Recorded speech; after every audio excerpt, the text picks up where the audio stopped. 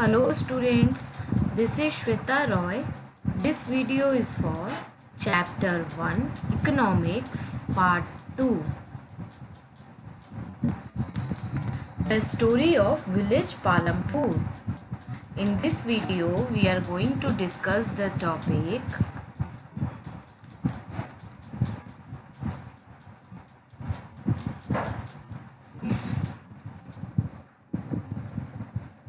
So here we will discuss about farming in Palampur, and the first subtopic which we have under this is land is fixed.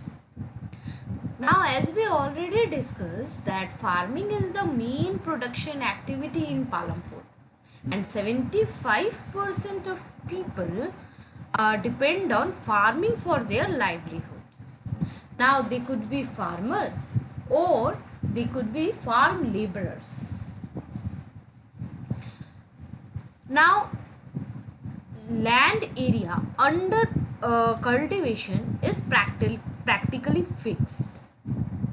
Now since 1960 there has been no expansion in land area under cultivation. Only some of the wastelands in the village has been converted into cultivable land. Now there is no further scope to increase farm production by bringing new land under cultivation, because if you see that the basic constraint is raising farm production. How to raise the farm production?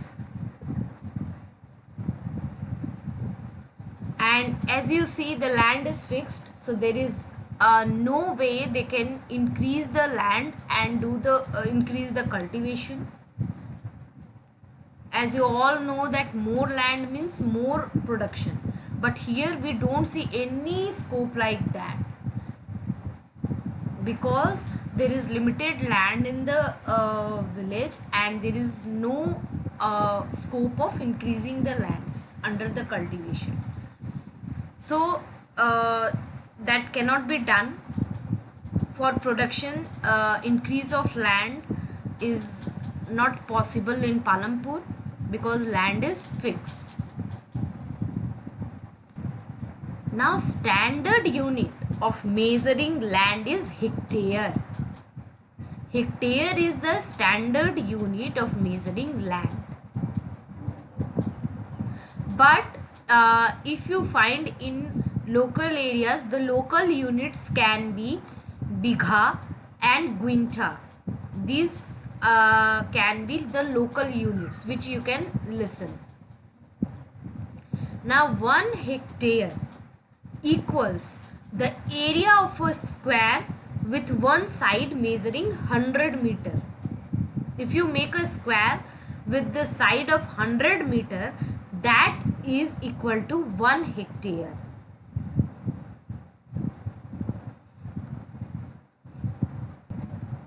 Now here you can see this is a square having the sides of 100 meter and this is equal to 1 hectare. So this is the standard unit to measure the land.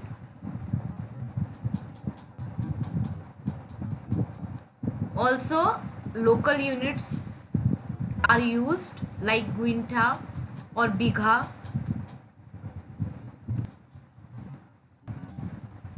So here we have our second subtopic. Is there a way one can grow more from the same land? As we already discussed that land is fixed in Palampur. There is no scope to increase the land for the increase of production. So is there any other way to increase the production or grow more crops from same land? So for that, first we need to understand the farming structure of the Palampur.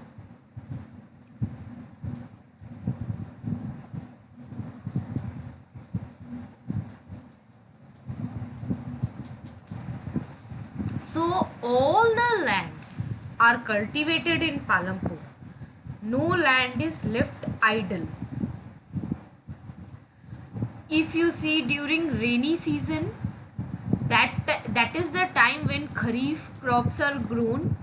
So in rainy season kharifs are grown, and that time farmer grows jowar and bajra. These are basically the plants used to feed cattle. Jowar and bajra is grown in rainy season, which are kharif crops, and these are grown to feed the cattle. Now in October and December, the cultivation of potato is done. Now in winter season, which is the time for rabi crops, that time fields are sown with wheat.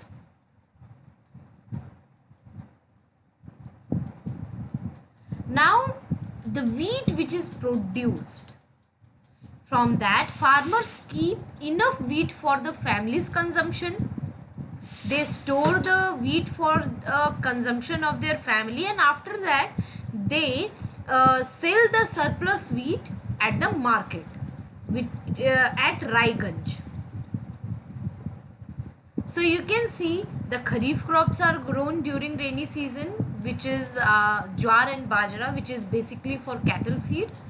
In October and December, potato is grown.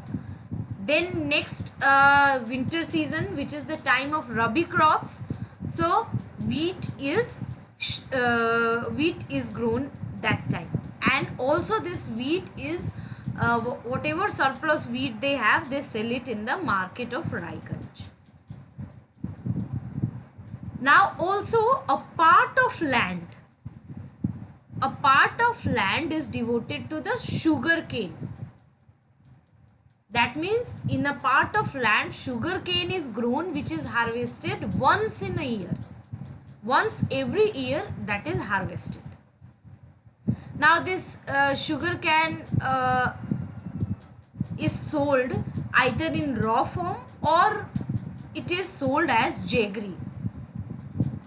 It is sold in the Shahpur. It is sold to the traders in the Shahpur. So this is, you can see, basically is the farming structure of the Palampur. Now if you go through this properly, you will find that the farmers are able to grow 3 different crops in a year. Kharif, rabi as well as potato is being produced. So you can see 3 different crops on the same land in a year is grown. But how is that possible?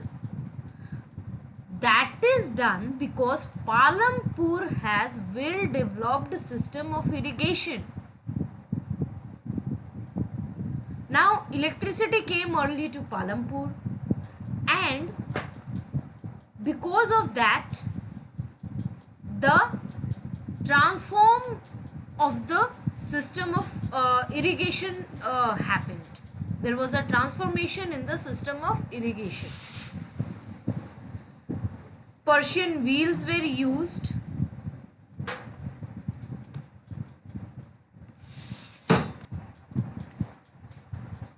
Now these Persian wheels were used till the time electricity came, and once electricity came, there was a well developed irrigation system, and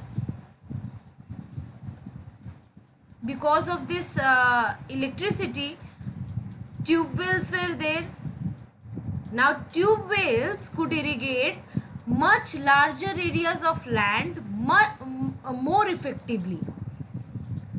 By this Persian wheel, small fields were irrigated, but when you see the electric tube wells, they could irrigate much larger areas of land more effectively. Now first few tube wells were installed by government, but after that the farmers started setting up their private tube wells.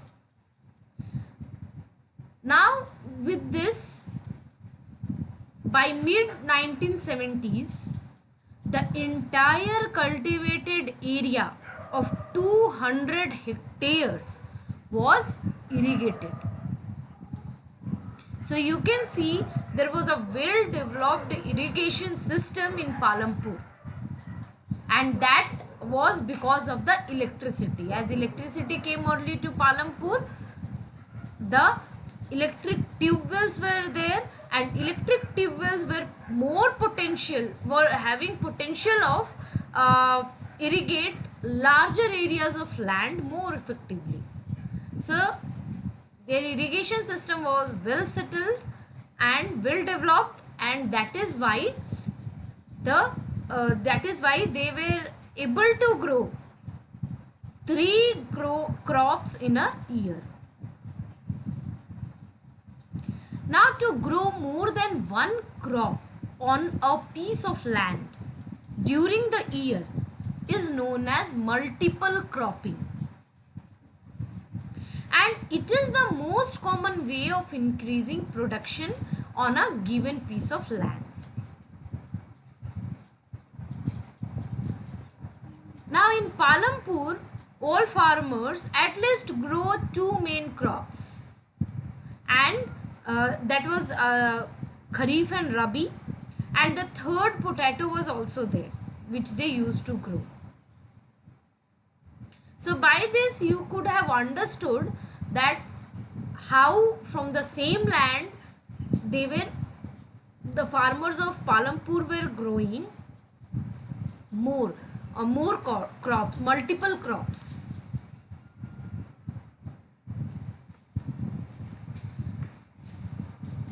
Now this was the story of Palampur, but when we talk about the villages of India, all the villages of India do not have such high level of irrigation.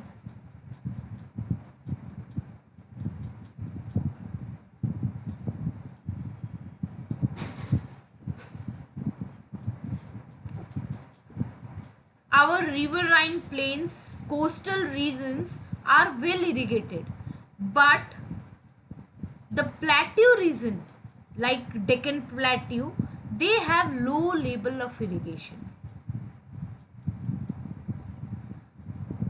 Now total cultivated area in our country is less than 40% irrigated even today.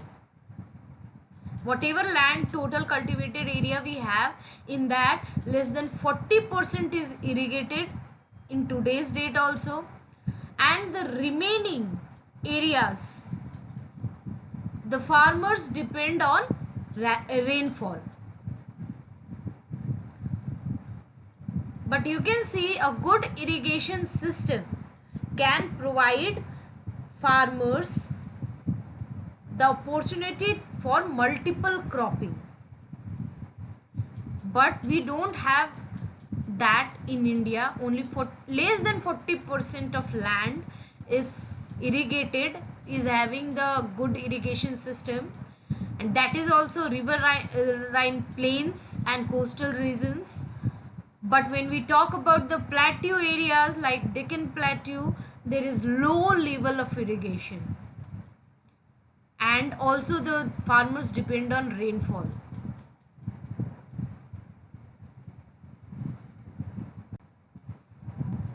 Now here you can see the picture of wheat, bajra, sugarcane, potato, the different crops which is grown in Palampur.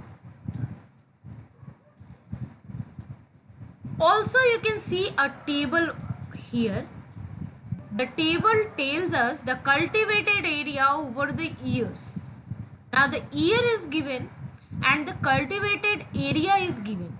So if you see in 1950 to 51, you have 129 million hectare of the land which was under the cultivated area, under the cultivation, and from 1990 it increased, and from that it is almost settled. You can see decrease of 1 million hectare.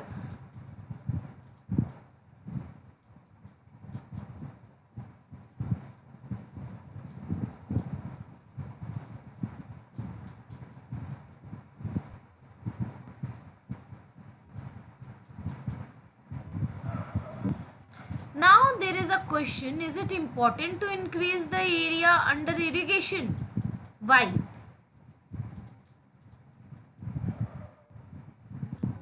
So whatever we discussed, according to that, you need to answer that why the areas under irrigation should be increased. What is the importance of irrigation?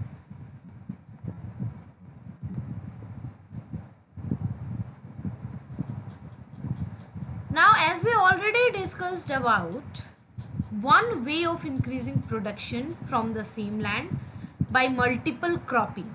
We can do multiple cropping and the production can be increased. But that need a very high level of irrigation. Now there are other ways also. Now the other way is to use modern farming methods for higher yield. Now the yield is measured as crop produced on a given piece of land during a single season. In a single season, whatever crops produced, that is the yield. Now till the mid of 1960s, the seeds which were used in the cultivation was the traditional one, which was having a low yield. Also farmers used cow dungs and other natural manure as fertilizers. All these things, the seeds, the natural manure, these things were available for them. Farmers did not have to buy all these things, but it was giving a low yield. But in late 1960s, there was the Green Revolution. The Green Revolution was introduced in 1960. You would have read about this earlier also. And the Indian farmer to cultivate of wheat and rice using high yielding variety of seed. So in Green Revolution, high yielding varieties of seeds were developed. Now this high yielding variety of seeds were giving the were producing much more quantity of crops if we compare to earlier.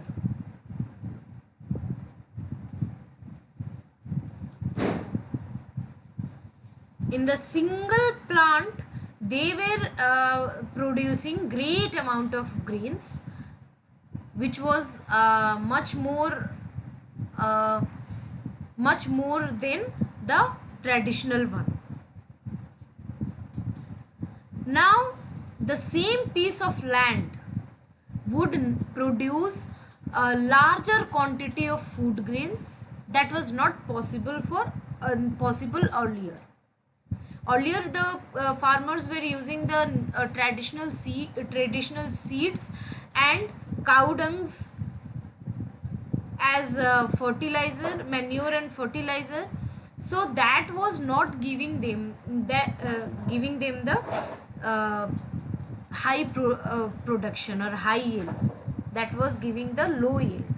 But with the Green Revolution, the high yielding varieties of seeds came, and now they were able to produce larger quantity of food grains.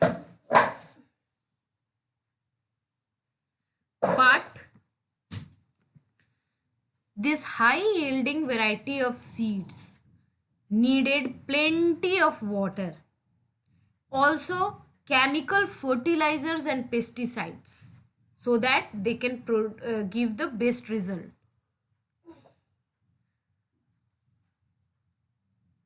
This higher yield was possible.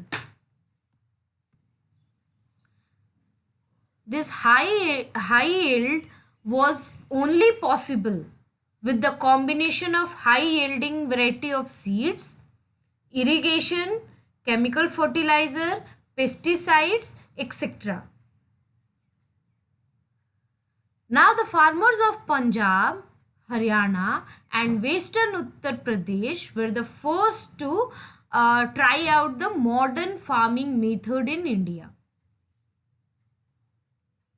The farmers also set up tube wells for irrigation and used a high yielding variety of seeds. They used chemical fertilizers and pesticides in farming. Some of the farmers also bought farm machineries. Farm machineries like tractors and threshers. Now these tractors were used for ploughing and the threshers were used for harvesting, and the ploughing and harvesting became faster. It was done faster with the farm machineries like tractors and threshers. And like this, they were able to grow high yields of wheat. Now in Palampur, the high yield of wheat which was grown from traditional variety was 1300 kilogram per hectare. But when this was done with high yielding variety of seed, the yield went to 3200 kg per hectare. So you can see the difference. It is almost triple. It is almost triple. So you can see there was a large increase in the production of wheat. And now farmers had greater amount of surplus wheat to sell in the market. So like this, they could have the great income.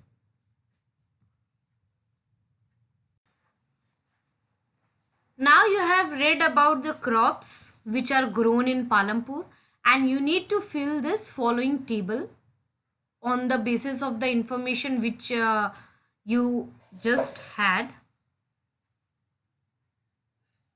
You need to write name of crop, month when it is shown, month when it is harvested, source of irrigation.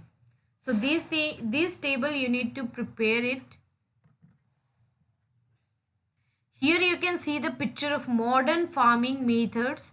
So for modern farming methods, you need high yielding variety of seeds, you need fertilizers, you need pesticides, and irrigation methods like canals, pump sets, electricity, dams. So these are the irrigation methods.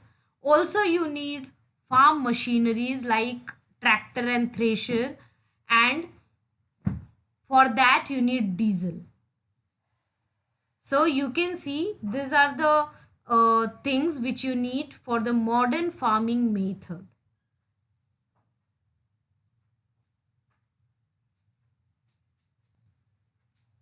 I hope you all understood all the topics taught in this video. Thank you.